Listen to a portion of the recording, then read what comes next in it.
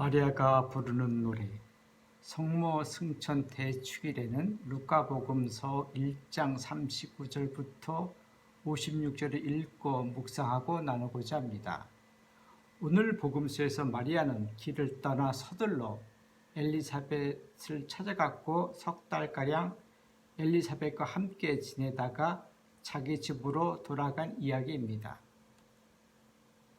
마리아가 엘리사벳을 찾아갔을 때 마리아가 인사를 하자 엘리사벳의 태중의 아기가 뛰놀았고 엘리사벳은 성령으로 가득 차 큰 소리로 외쳤고 마리아는 화답합니다. 마리아가 엘리사벳을 방문한 이야기는 루카 복음서에만 나옵니다. 46절 이후로 나온 마리아의 노래는 오랫동안 유다인 공동체에서 불리던 노래인데 루카가 일부 수정하여 복음서에 기록하였습니다. 성경학자들은 마리아의 노래가 구약 사무엘 상권 2장 1절에서 10절에 나오는 한나의 노래와 비슷하다고 합니다.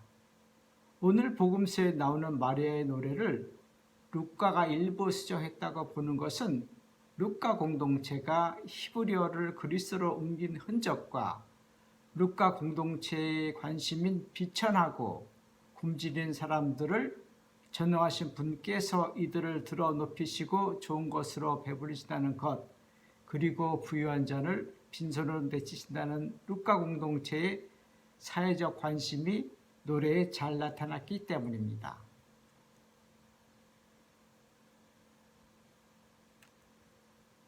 라틴어 마니피캇 마리아 노래로 알려진 이 노래는 그리스도 원문에는 메가라네로 되어 있는데 이 뜻은 크게 만들다, 위대하게 만들다는 뜻인데 라틴어로 옮기는 과정에서 찬송하다, 찬양하다라고 번역하였습니다.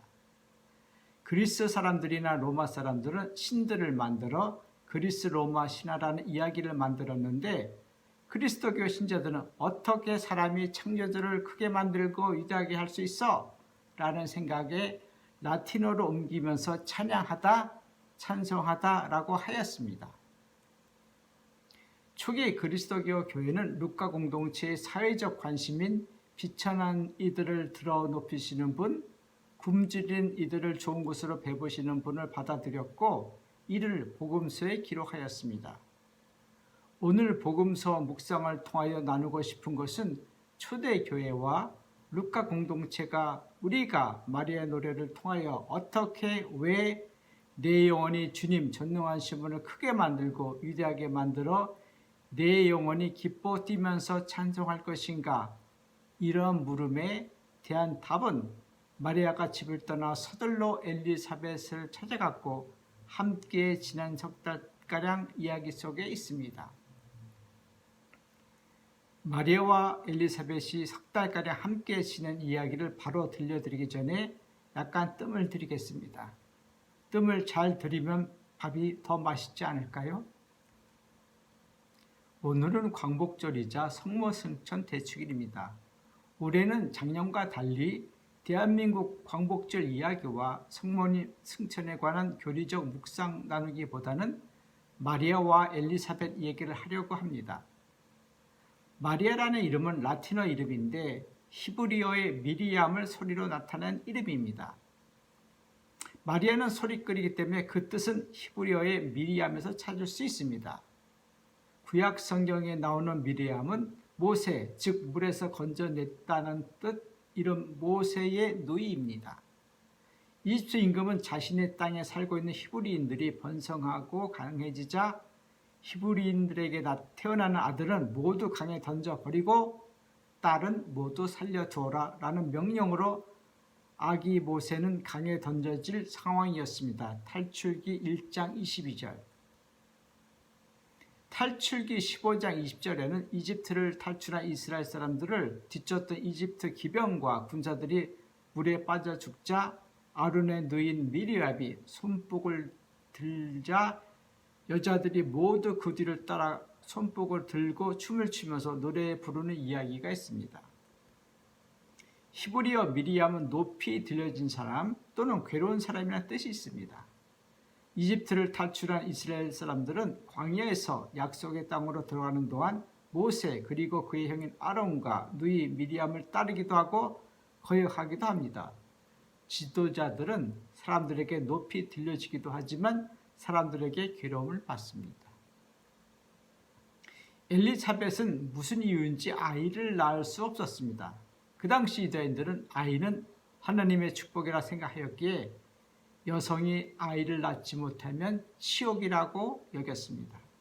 루카복음서는 엘리사벳의 생각과 말을 다음과 같이 기록하고 있습니다.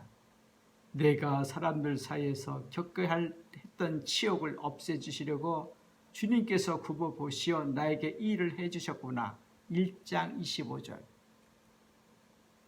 엘리자벳은 잉태하여 기뻤음에도 불구하고 5달을 숨어 지냈다고 합니다. 루카복음 1장 24절.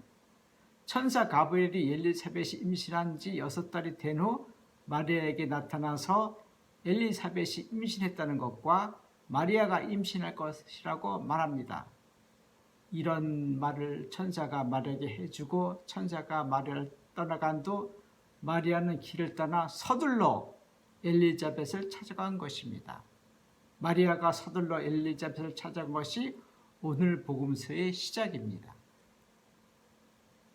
엘리자벳이나 마리아는 주님께서 굽어 보시어 아이를 선물해 주셨음에도 불구하고 기쁜 마음을 드러내지 않고 숨어 지냅니다. 엘리사벳은 5달, 마리아는 3달가량 숨어 지냅니다. 영성 대가들은 하나님의 사랑과 은총을 받았을 때 이를 마음속 깊이 넣고 묵상하기를 권합니다. 밖으로 드러내어 다 날리지 말라고 합니다. 이런 것은 하나님의 사랑과 은총이 인간 마음 안에 내재되어 내면화 작업이 필요하기 때문입니다. 마리아가 하나님의 아드님을 성령으로 잉태할 것을 알고 첫 번째 한 것은 엘리사벳을 찾아가 3달가량 엘리사벳을 섬긴 것입니다. 높임을 받은 사람은 스스로 낮아져 사람들을 섬기는 것이 중요합니다. 자기를 낮추는 것이 하나님을 크게 위대하게 하는 것입니다. 이때 기쁨과 즐거움이 함께 생겨납니다. 사람들은 여러 가지로 마리아를 높이려 합니다. 그래서 성모와 승천을 믿을 교리로 삼습니다. 마리아의 승천은 복음서 어느 곳에도 없습니다. 오히려 전승은 예수님의 제자 중 한 명이 예수님께서 돌아가신 후 마리아를 집에 모셨고 마리아는 그곳에서 평범한 이스라엘 여인으로 사시다가 돌아가셨고 묻히셨다 합니다. 예수님께서 십자가에 돌아가실 때 예수님께서 제자 중 한 명에게 이분이 내 어머니시다 하고 말씀하셨다. 그때부터 그 제자가 그분을 자기 집에 모셨다 라 하지 않았습니까? 요한복음 19장 27절. 교황청이 전승과 다른 것 또는 일부 전승으로 그리고 성경 안에 없는 것을 교리로 만드는 것은 바람직하지 않습니다.